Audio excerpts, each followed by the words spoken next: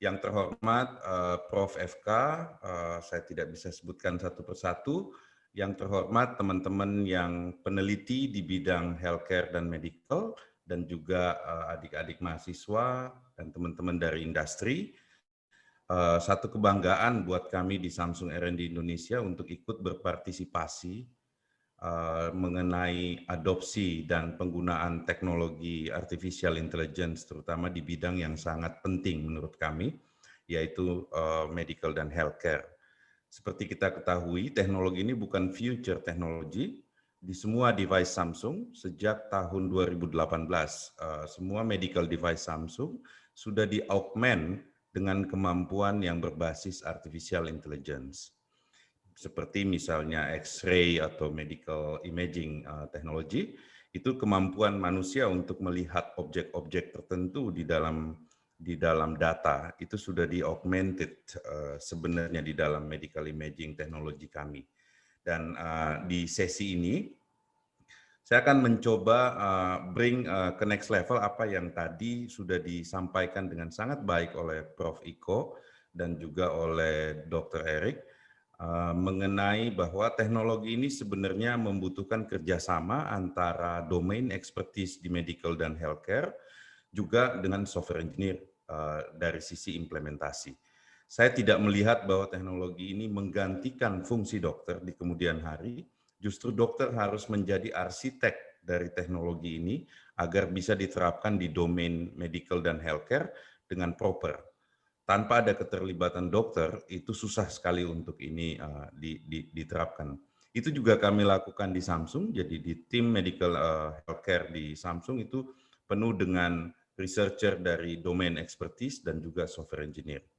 Dan juga tadi Prof. Erik sudah memberikan introduction yang menarik sekali mengenai bahwa teknologi ini memang hanya sisi augmentasi dari kemampuan kita sebagai manusia, mempercepat dan membuat produktivitas kita jauh lebih cepat dan akurat dengan semua keterbatasannya. Dalam 1 jam ke depan, saya berharap bisa explain dengan very clear apa itu machine learning problem, dan apa yang bukan termasuk machine learning problem, sehingga kita bisa membedakan problem mana yang bisa diselesaikan oleh berbagai model dan teknik. Terutama di bidang healthcare, kita akan memberikan contoh juga beberapa attempt secara historical maupun future, dan juga ada contoh untuk first predictor dengan machine learning, dan kita akan menyampaikan tools-tools yang available saat ini untuk menerapkannya di bidang kesehatan. Oke, sebenarnya dari sisi sains dan teknologi ini bukan hal baru, jadi bukan baru beberapa saat terakhir ya. Kita udah menggunakan teknologi ini sejak zaman Isaac Newton menemukan konstanta gravitasi. Jadi udah lama sekali, mungkin berapa ratus tahun sebelum ini kita udah sebenarnya pakai teknologi ini. Cuman dikasih nama dengan berbagai nama sehingga kita bingung sekarang ini ada machine learning, ada big data analytic, ada jargon-jargon penamaan yang menurut kami sangat tidak penting. Karena justru membuat confuse dan juga membuat analogi kita jadi salah. Jadi sebenarnya yang kita coba lakukan di machine learning adalah bagaimana mesin atau komputer algoritma di sini itu bisa menemukan pola-pola di dalam data. Yang nantinya pola-pola ini bisa kita pakai untuk membantu tugas-tugas kita. Contoh misalnya, waktu Isaac Newton menemukan konstanta gravitasi, dia mempunyai hipotesa bahwa harusnya hubungan antara massa dan forces atau gaya itu harusnya linear. Tapi dia mengumpulkan data, bisa diuji dengan misalnya pengumpulan data, menjatuhkan benda dari ketinggian, terus dicatat time, kapan dia dilepas, kapan dia jatuh, itu kita bisa menemukan bahwa memang hubungannya linear dan ada konstanta yang namanya gravitation constant, itu yang mengatur pergerakan benda. Dan ini bukan cuma dari sisi Isaac Newton, sejak zaman dulu kita di healthcare juga sudah melakukan itu sebenarnya di mesin-mesin healthcare. Jadi yang esensi utama untuk belajar dari data itu Yang pertama adalah ada pola di dalam data. Ini bisa kalau di medical imaging polanya kita bisa visually lihat ya. Tapi ada beberapa data yang kita tidak bisa memvisualkan datanya, polanya. Kalau misalnya di medical imaging, dokter ahli bisa melihat oh daerah sini ada sesuatu yang anomalistik, daerah sini enggak karena dia bisa assess secara manual gitu ya. Tapi ada beberapa data, misalnya datanya seperti tabular data yang high dimension, kolomnya banyak, itu susah sekali untuk dilakukan untuk melihat polanya dengan manual gitu ya. Tapi syarat utama kita bisa belajar dari data adalah kita harus yakin bahwa di dalam data itu ada polanya. Tadi menarik sekali ada satu pertanyaan mengenai berapa jumlah data yang kita butuhkan. Itu sudah dijawab sebenarnya secara matematik bahwa kalau saya punya universe of data misalnya 1 juta, kita tidak butuh 1 juta data untuk mendetek pattern yang ada di dalam data itu. Karena dari sisi statistik atau probabilistik, kita cuma butuh sebagian dari data itu seharusnya sudah mentranslate pola dari yang ada di dalam data itu. Yang kedua, esensi machine learning, saya tidak bisa describe polanya secara analitik. Misalnya kalau di dalam kasus Isaac Newton tadi, dia bisa bilang F sama dengan mg. Kalau saya punya solusi secara analytical, secara matematikal, itu saya nggak butuh machine learning sebenarnya. Karena yang saya butuh adalah kurva fitting. Saya punya persamaan matematisnya, ada konstanta G yang tidak diketahui, saya fit datanya, saya dapatkan konstanta G. Nah, tapi in most case, kita kalau bekerja dengan machine learning itu, kita harus asumsikan bahwa kita nggak bisa bikin analytical solution-nya. Karena kalau ada analytical solution-nya, kita nggak butuh belajar dari data, kita hanya butuh kurva fitting. Nah, banyak case, misalnya di medical imaging ataupun di case-case yang lain, itu adalah kita nggak bisa rumuskan misalnya kalau dari foto paru-paru ini ada COVID-nya, disuruh buat rumus matematikanya, itu nggak mungkin. Karena terlalu banyak parameternya dan terlalu banyak variasinya. Nah, itu adalah esensi kedua dari machine learning problem, bahwa saya nggak bisa buat analytical solution. Yang ketiga adalah kita punya enough data. Enough di sini maksudnya bukan the whole data, tapi enough agar supaya model machine learning yang kita buat itu well generalized. Maksudnya kalau saya kasih data baru, dia tetap bisa perform dengan akurasi yang bisa diterima. Jadi kita nggak butuh the whole data untuk capai good generalization. Itu yang menjadi esensi utama dari machine learning. Nah, dengan 3 kriteria ini, harusnya kita udah punya thinking framework. Kalau ada case, misalnya di medical imaging atau di health medical record, kita harus bisa mapping ketiga esensi ini untuk mengatakan ini kita bisa coba machine learning, mungkin jadi solusi di situ. Yaitu pattern exist, tidak ada analytical solution, dan kita punya enough data. Enough data yang terakhir ini, berbagai model akan membutuhkan data complexity yang berbeda-beda. Misalnya neural network akan membutuhkan lebih banyak data relatif terhadap misalnya logistic regression atau support vector machine atau other techniques. Nah, dengan pemahaman ini, sejarahnya AI, machine learning, dan lain-lain itu awal-awalnya kita pakai teknologi ini untuk menyelesaikan problem yang susah buat manusia lakukan manual, tapi gampang buat komputer. Contoh misalnya mengklasifikasi puluhan ribu foto paru-paru yang kena COVID misalnya. Kalau kita lakukan manual, saya butuh ratusan dokter ahli untuk mendetek, memilah yang ini positif, yang ini negatif, dan lain-lain. Dan pasti seperti Dr. Erik tadi sampaikan, manusia pasti capek, cost-nya pasti besar, dan susah sekali untuk scale. Tapi dengan komputer, sesuatu yang berat buat manusia ini bisa dilakukan dalam millisecond. Tentu saja akan jadi suatu tools atau augmented mechanism yang bisa membantu pekerjaan kita secara sangat produktif. Ini adalah sejarah machine learning di healthcare sebelumnya. Jadi menjadi augmentation atau augmented atau tools pembantu. Tapi interestingly, di beberapa tahun terakhir yang sering kita sebut sebagai artificial intelligence itu sebenarnya adalah menggunakan teknik-teknik pengolahan data untuk menyelesaikan problem yang susah buat komputer tapi gampang buat manusia. Ada kemampuan dasar manusia seperti melihat, berbicara, memahami objek, membedakan pola. Kemampuan itu dimiliki oleh manusia sejak lahir.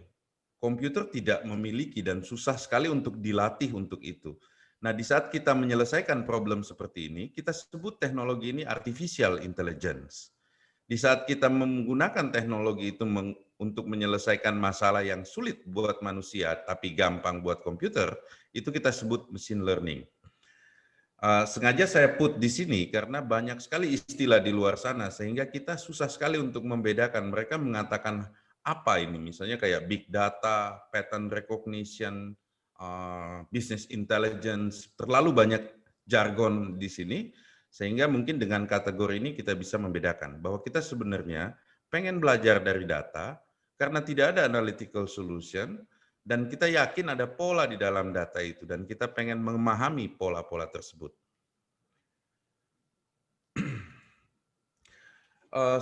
Thanks to Profesor Yasir Abu Mustafa di Caltech ya.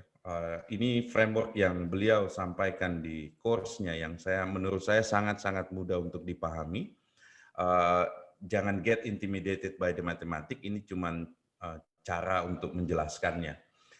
Jadi apa yang tadi saya ceritakan di slide sebelumnya itu well explained di diagram ini dan mudah-mudahan framework ini bisa dipakai oleh teman-teman sekalian untuk membedakan masalah machine learning dan bukan machine learning.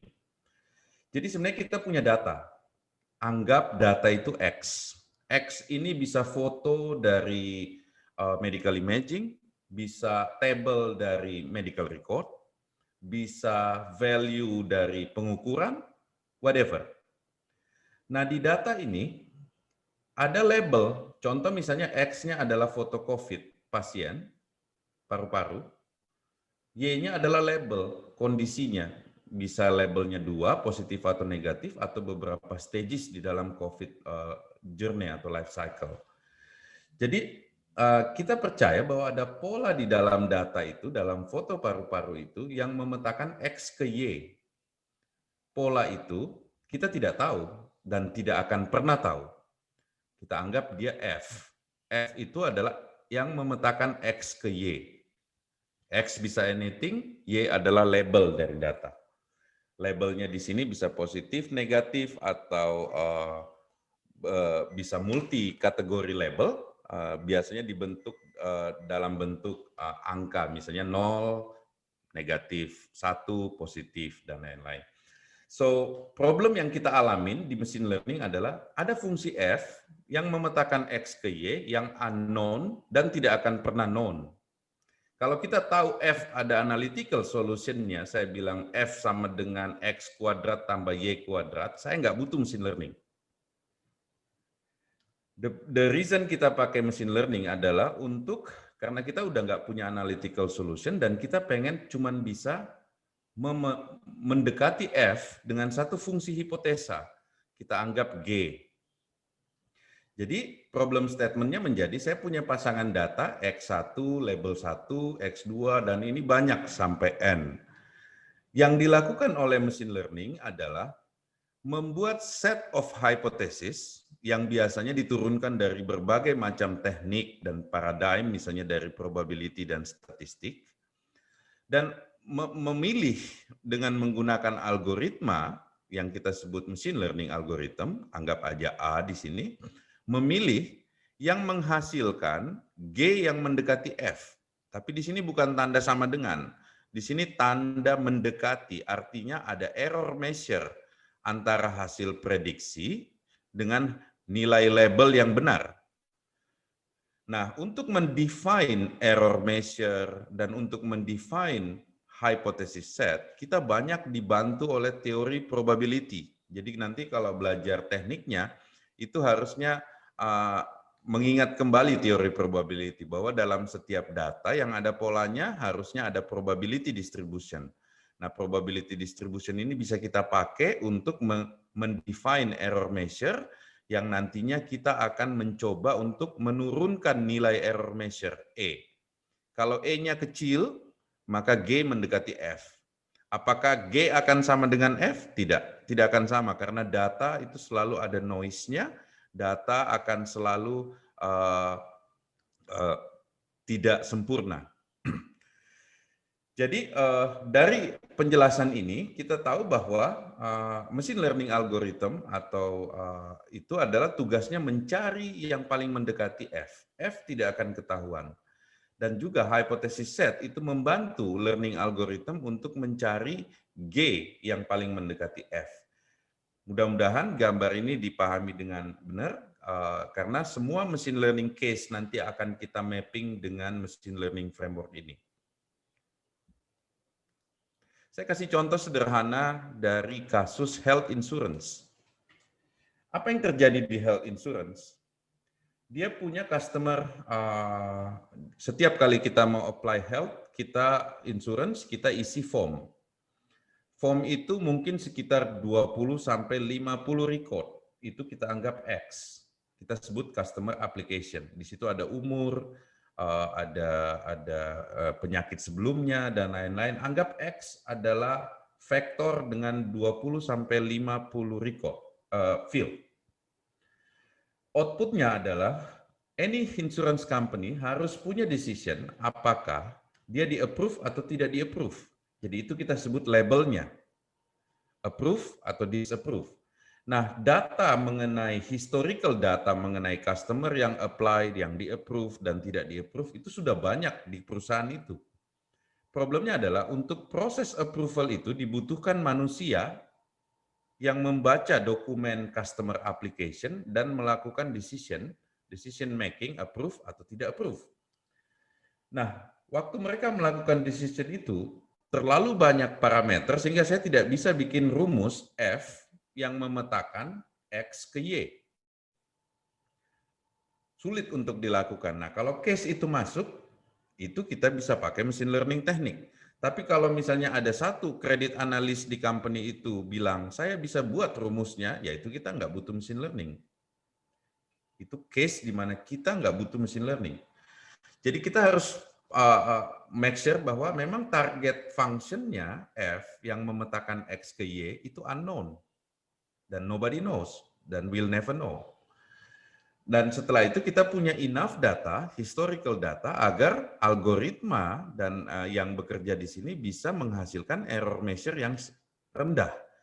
Sehingga kita bisa come up dengan fungsi G yang mendekati F, tidak akan sama dengan F, tapi well generalized dengan akurasi yang bisa diterima.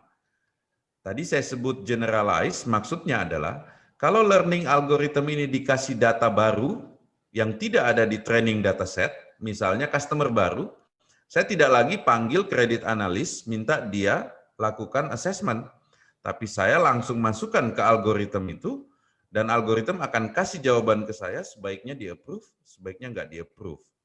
Tapi final decision tetap di human being. Tetap biasanya di perusahaan atau di any institution, final decision-nya human being. Tapi teknik ini bisa membantu kita agar supaya kita bisa produktif melakukan decision making proses tersebut. Teknik ini bukan teknik lama yang outdated, tapi bahkan kurva fitting itu sangat menjadi teknik yang sangat penting pada saat kita mengalami pandemik yang saat ini. Jadi ini contoh adalah, ini data dari Global Health Research and Policy. Mereka menggunakan simple curva fitting itu untuk meneliti data-data COVID yang ada di China. Ini papernya termasuk baru ya, tahun 2019. Jadi yang mereka lakukan adalah gini.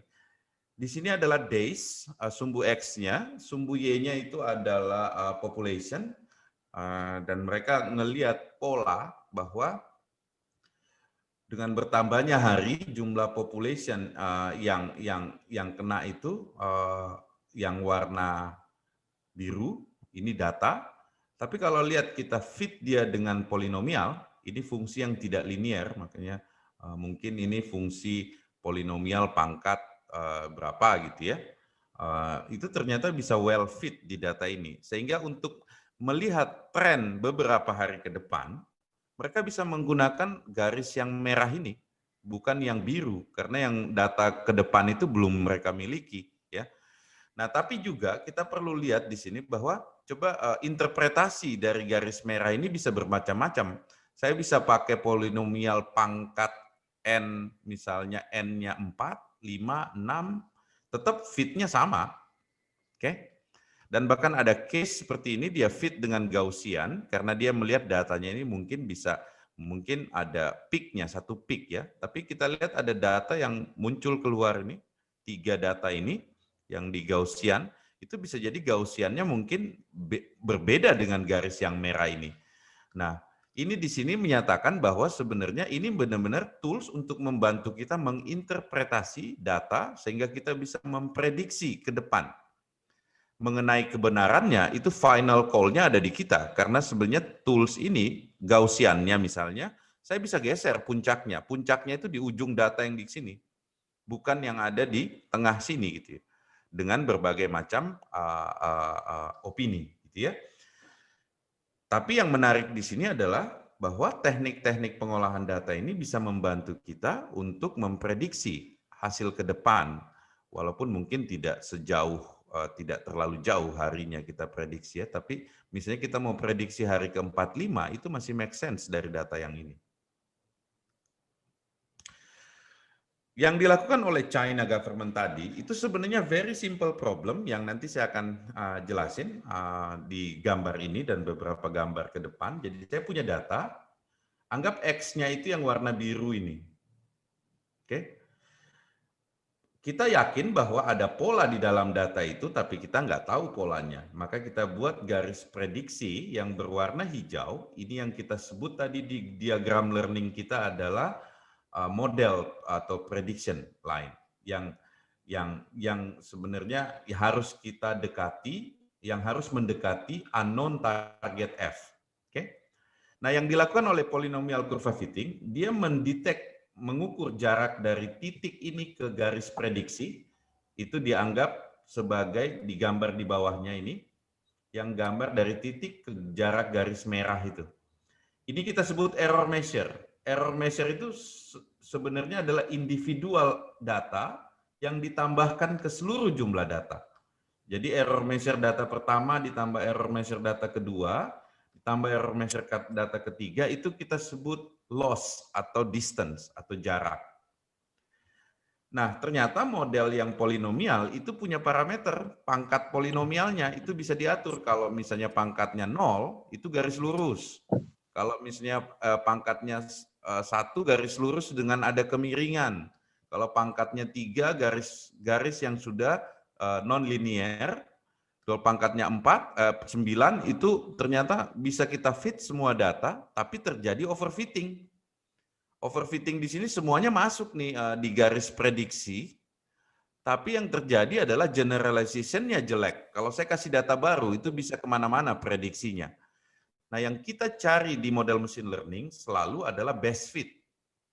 Yang generalization-nya bagus di luar data test, data training, dan akurasinya bagus di dalam data training. Jadi tujuan utama modeling kita adalah membuat model yang akurasinya acceptable dan generalization-nya bagus. Seperti tadi yang saya bahas di depan. Balik lagi ke case polynomial curve fitting, how it works. Jadi kita ambil setiap data yang tadi kita ukur berapa errornya, setelah kita dapat errornya, ternyata di matematik itu ada teknik untuk meminimalkan error atau meminimalkan satu fungsi. Teknik itu sering disebut sebagai optimization. Nah, ini yang sebenarnya menjadi backbone teknologi dari machine learning. Jadi setelah saya define fungsi errornya, atau sering disebut fungsi loss, saya cari titik minimum dari fungsi loss. Oke. Nah, bagaimana cara mencari? Tadi di gambar yang machine learning framework, itu ada learning algorithm. Nah, learning algorithm yang bekerja mencari nilai M yang membuat training dan tes errornya paling kecil. Jadi dia tes nilai M sehingga dia dapat, oh yang paling optimal adalah M yang dinilai misalnya 6 atau 3. Dan dia plot hasil evaluasi root mean square error. Jadi ini kalau yang garis merah di sini evaluasinya untuk data tes, yang biru ini adalah data training. Kita berharap hasil yang tes dan training tidak jauh beda. Karena kalau jauh beda seperti di angka 9 ini overfitting. Apa maksud dari grafik itu adalah bahwa kalau dia dipakai training data set, datanya fit, tapi generalization-nya jelek. Jadi cara kita nanti membaca hasil-hasil evaluasi, biasanya kita ngelihat data prediksi dia untuk data training dan hasil tes tidak boleh jauh berbeda. Karena kalau itu terjadi artinya modelnya tidak generalize. Ini setiap problem di machine learning balik ke diagram ini untuk yang kurva fitting tadi, kita bisa balik ke sini bahwa ada model F, F-nya ini kita bilang polinomial. Jadi hipotesis set kita put polinomial. Ini hanya notasi matematika biasa untuk bilang bahwa ini fungsi polinomial. Ada parameter W, X pangkat 1 tambah X pangkat 2 terus ke belakang dengan nilai M.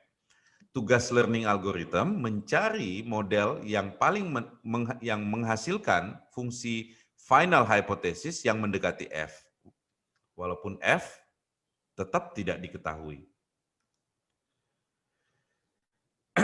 Nah, ternyata banyak sekali teknik-teknik yang dipakai ya. Jadi ternyata bukan cuma mendefine error function sesederhana ini, ternyata untuk membuat training yang baik dan juga generalization yang baik, banyak teknik yang kita pakai. Dan salah satunya yang paling penting kita sebut regularisasi. Jadi dari fungsi error yang kita define E ini, kita tambahin di belakangnya faktor kedua. Supaya pada saat di training, hasilnya lebih baik. Generalization dan akurasinya lebih baik. Contoh misalnya polinomial kurva fit yang kita pakai regularisasi kuadratik yang ada penambahan faktor di belakangnya ini, ternyata menghasilkan hasil evaluasi IRMS yang jauh lebih bagus seperti di gambar sebelah kanan. Again, jangan get intimidated dengan matematiknya, ini cuman formalisasi dari cerita yang saya ingin sampaikan. Mudah-mudahan kita sudah paham mengenai apa itu machine learning framework, bagaimana kita membedakan, selalu balik ke thinking framework yang dipropos oleh Profesor Yasser Abu Mustafa tadi. Nah, yang membuat mempelajari machine learning ini susah adalah karena terlalu banyak model dan method. Teorinya sedikit, model yang berkembang dan method yang dipakai itu terlalu banyak. Sehingga jadi hutan belantara buat semua orang yang try untuk masuk mempelajari topik ini. Yang menarik adalah bahwa kita tidak perlu mempelajari satu persatu method. Karena semuanya modelnya itu once kita mengerti model-model dasar, selebihnya itu hanya varian. Variasi-variasi method, teknik-teknik untuk memperbaiki. Nah, harapan kami di dalam pertemuan 4 pertemuan ke depan, kita bisa mempelajari basic model tadi. Sehingga waktu kita ketemu baca paper atau misalnya ketemu hasil penelitian orang dari lab di luar, itu kita bisa mengikuti ceritanya. Tapi cara mempelajari machine learning itu bukan dengan pelajarin satu-satu, karena itu tidak akan cukup waktunya. Gambar ini bisa menjadi 1000 teknik yang varian teknik yang ada saat ini. Jadi kita akan mempelajari elemen-elemen penting, terutama dalam paradigma supervised. Nanti saya akan jelaskan apa bedanya supervised, unsupervised, dan reinforcement learning. Tadi saya udah cerita mengenai bahwa ada label, ada data, ada labelnya. Contoh misalnya breast cancer prediction, kita punya data training input ya, itu foto-foto dari breast cancer, tisu breast cancer. Dan kita punya correct label atau output di sini sebutnya ya. Jadi problemnya bisa didefine untuk supervised learning adalah we have a given input dengan correct output, make a prediction of new input ya dengan predicted output. Tapi labelnya lengkap. Kalau problemnya seperti itu kita sebut supervised learning. In most cases, misalnya contoh untuk COVID. Di COVID misalnya ada beberapa varian dari COVID yang kita belum tahu variannya, kita nggak bisa nge-label karena kita nggak tahu variannya, tapi kita punya datanya.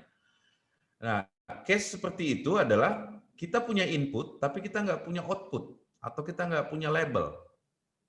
Jadi problemnya adalah, can we do machine learning dengan tanpa label? Jawabannya ya, tapi terbatas. Yang kita bisa lakukan dalam kasus COVID seperti ini adalah clustering. Jadi saya membuat cluster dari data itu, walaupun clusternya ini belum diketahui apa variannya, tapi kalau memang analitik mengeluarkan clusternya, kita bisa lihat kemungkinan akan ada sejumlah segmen atau cluster. Itu sering dipakai juga di machine learning. Dan yang ketiga adalah reinforcement learning. Reinforcement learning di sini adalah case of di mana labelnya nggak ada, tapi bisa jadi datang belakangan. Atau partial label. Jadi ada correct input, ada data input, ada correct output sebagian, tapi sebagian nanti akan datang setelah misalnya dapat treatment A, terapi A, B, C, baru kita bisa label. Jadi labelnya ada yang existing, ada yang future label. In that case, kita masuk ke paradigma machine learning yang disebut sebagai reinforcement learning. Nah, dalam course basic machine learning ini, kita akan fokus ke classical machine learning problem di sisi supervised. Saya berharap ada beberapa topik mengenai unsupervised pada 4 pertemuan ini, tapi mungkin nanti kita bisa improve ke reinforcement learning di kursus-kursus IMERI berikutnya. Tadi juga udah disebut oleh Dr. Erik mengenai deep learning, biar tidak biar jelas mengenai apa itu. Saya jelasin di slide ini. Jadi classical machine learning, kita ada unknown function approximator ya. Jadi ada F, kita pengen dekatin F dengan model. Banyak sekali modelnya, tadi saya udah bahas. Nah, pada saat kita masukkan ke model nih, itu biasanya tidak langsung data mentah saya masukkan ke model. Contoh untuk medical imaging, yang saya masukkan ke model, kalau untuk classical machine learning, itu bukan image-nya. Ingat, image itu adalah vektor, misalnya image-nya 32 kali 32 pixel, artinya vektor 32 kali 32. Kalau di classical machine learning, vektor ini saya pre-proses dulu, sehingga yang masuk ke dalam machine learning itu fitur. Kita sebut fitur. Fitur itu adalah hal-hal penting di dalam image itu yang mendefine pola. Dan dia memiliki handcrafted features, ini maksudnya proses manual di classical machine learning. Komputasinya tentu saja lebih murah, karena yang tadinya image 32 kali 32, biasanya yang masuk ke dalam model machine learning itu menjadi sangat kecil. Misalnya cuma 5 nilai vektor, atau 10 nilai vektor yang masuk ke SVM atau logistic regression, atau model-model yang lain. Nah, proses itu kita sebut features engineering. Jadi, classical machine learning itu butuh features engineering, dan ini butuh expert. Nggak mungkin software engineer yang lakukan itu sendiri. Karena mereka nggak tahu data mana yang penting, data mana yang enggak. Jadi itu harus dibantu oleh domain expert. Nah, yang menarik adalah deep learning. Deep learning ini modelnya berbasis neural network. Nah, kalau neural network, dia tidak punya limitasi berapa jumlah input yang saya masukkan ke dalam, dan dia juga tidak punya limitasi berapa banyak neuron yang saya bisa masukkan ke dalam model. Sehingga dia tidak butuh automatic feature, dia tidak butuh manual features extraction, jadi dia bisa ekstrak featuresnya secara mandiri.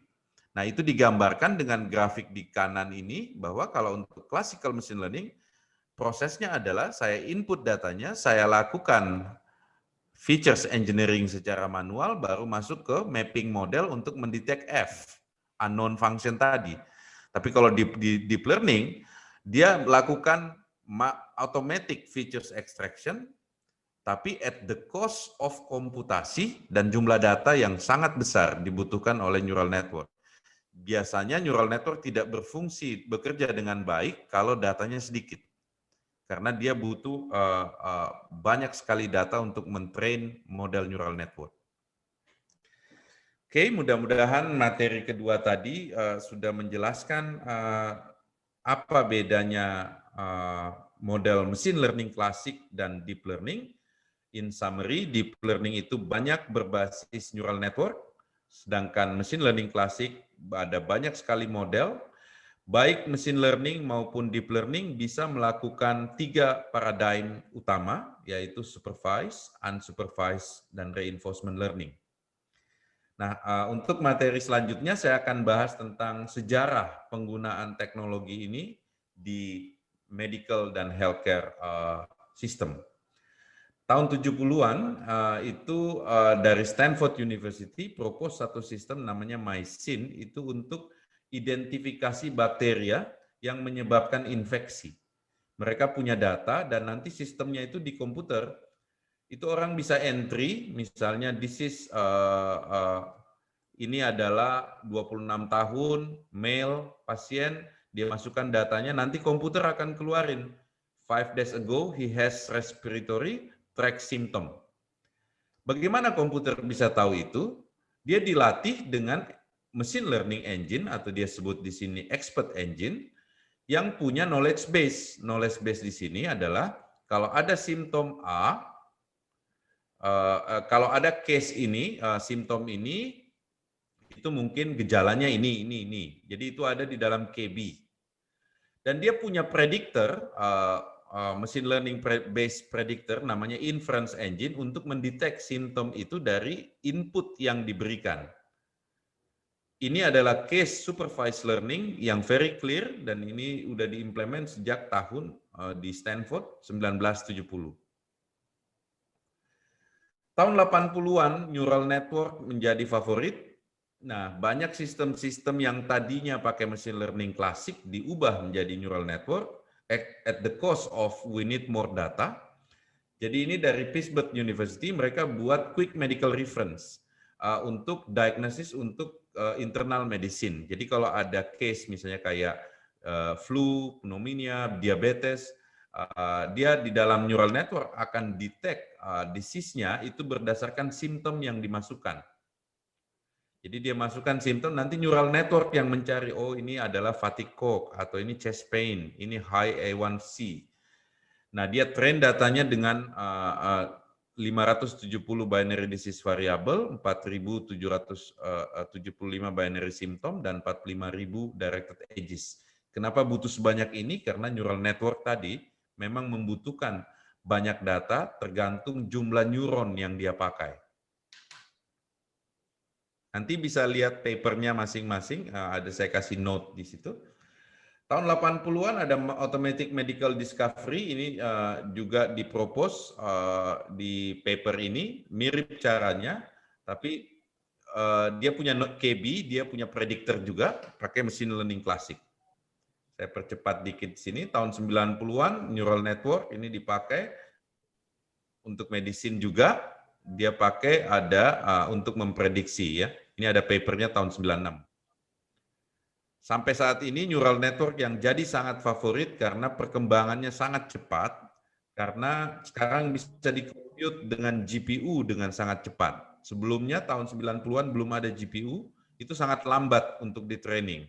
Sekarang dengan GPU, model-model seperti ini bisa di-training dalam hitungan jam.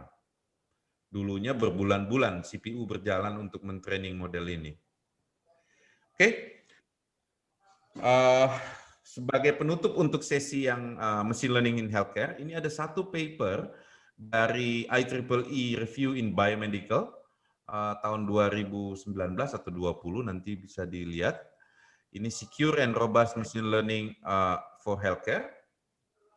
Di sini dia jelasin secara proses apa yang harus kita taking care untuk modeling machine learning. Halo? Halo? Masih ini ya? Terdengar, Pak. Halo, Ya. masih. Bentar, saya salah slide. Jadi di slide ini, dia define ada 10 proses untuk workflow penerapan machine learning di healthcare. Yang pertama adalah use case specification. Seperti tadi yang disampaikan oleh Dr. Eric, use case dan lain-lain itu butuh domain expertise, nggak mungkin datang dari software engineer. Yang kedua adalah sebaiknya data access dan anonymization. Ini untuk membuat bahwa data yang kita kelola tidak menyangkut informasi privacy. Jadi biasanya kalau di situ ada username itu harus kita anonymize dengan angka atau digit sehingga tidak mentranslate individual privacy.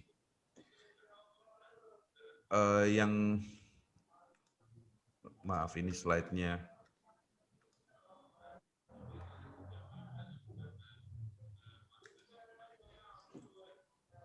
Ini navigasinya ke, maaf.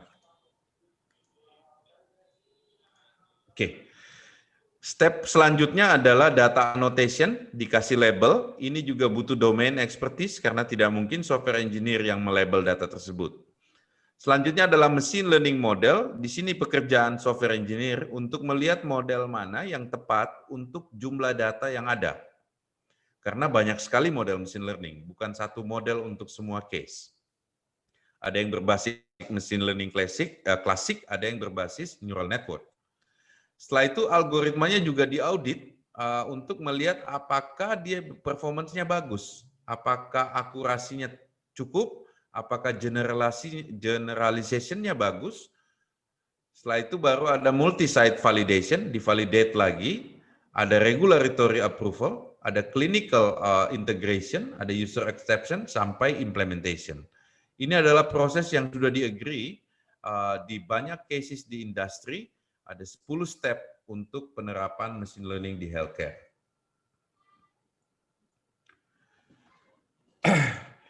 Yang menarik saat ini adalah dengan banyaknya alat-alat instrumentasi kedokteran yang canggih, kita memproduksi data yang sangat banyak sebenarnya. Tapi data tersebut masih belum dikelola dengan machine learning atau artificial intelligence dengan baik. Ini gambar ini menunjukkan banyak sekali data di medical imaging, mulai dari X-ray, CT scan, dari PET, dan lain-lain, termasuk MRI. Dan setiap data itu punya pola atau punya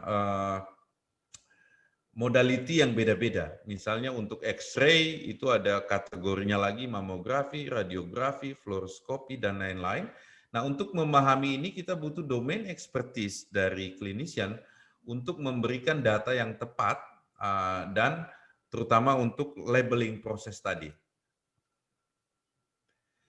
Kita juga sangat terbantu bahwa the whole problem di healthcare itu dibantu oleh the whole world. Jadi banyak sekali lab-lab di luar sana seperti MIT, Truven, Stanford, dan lain-lain. Ini hanya sebagian yang saya tampilkan. Itu membuat data mereka itu public. Dan yang paling mahal di dalam proses machine learning, pengolahan data dengan machine learning itu adalah data dan label. Karena untuk melabel kita butuh domain expertise. Nah, saya berharap bahwa data-data ini bisa sangat digunakan kembali oleh tim-tim peneliti di Indonesia karena cost-nya di sini itu $1 million investment. Jadi misalnya di sini ada statement bahwa data yang dihasilkan itu berasal dari 230 million unique patient. Nah, untuk nge-labelnya coba dibayangkan berapa cost-nya. In case data labeling cost-nya $1 per pasien, kita talk about $230 million cost. Jadi sebisa mungkin kalau ada case, kita coba cari data yang public dulu, karena pada saat kita harus mengumpulkan dan melabel data secara manual, itu cost-nya sangat tinggi. Data juga tidak cuma datang dari medical instrument, tapi juga dari banyak case, itu dari aplikasi-aplikasi yang consumer based, seperti dari mobile phone, dari sosial media, dan lain-lain. Dan ini terus meningkat sampai hingga saat ini.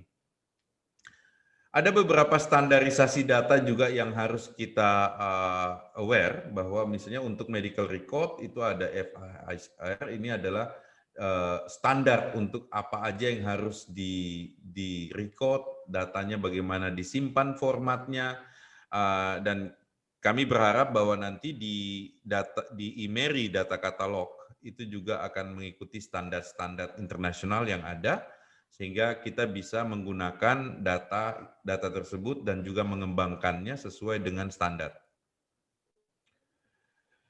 Ini snapshot dari beberapa achievement dari Breakthrough AI yang sekarang. Ini mungkin hanya contoh sederhana, ini ada data. Misalnya ada anak kecil dalam satu ruangan, AI sekarang udah bisa mendetek bahwa ini anjing, ini anak kecil, person, dan ini chair. Dengan akurasi yang sangat-sangat tinggi. Bahkan kalau dibandingkan dengan human punya kemampuan, kita bisa bilang sekarang AI itu udah mencapai di sini umurnya ya, jadi di sini umurnya udah seperti anak umur 5 tahun AI yang sekarang. Ini data mungkin tidak akurat karena sekarang kita believe AI itu udah anak 10 tahun. Bahwa dia bisa membedakan objek seperti anak berusia 10 tahun. Selama di training dengan data yang cukup. Juga banyak sekali industri support di AI for healthcare. Ini ditandai dengan investment dari top-top corporation kayak IBM, Google, termasuk Samsung. Mereka inject a lot of investment di sini.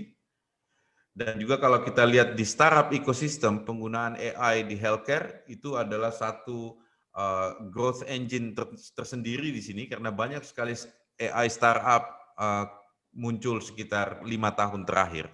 Termasuk di Indonesia, kita lihat ada banyak sekali aplikasi healthcare yang cepat atau lambat akan mengumpulkan data dan membutuhkan AI engine. Oke, materi saya cukup sampai di sini. Saya akan lanjutkan ke Mas Nedi, Junaidillah Fadlil, dan tim Adi dan Iqbal untuk melihat bagaimana bekerja secara tools dan juga biar bisa dibayangkan secara praktikal nanti kita akan ngapain aja selama 4 hari, selama 3 pertemuan ke depan.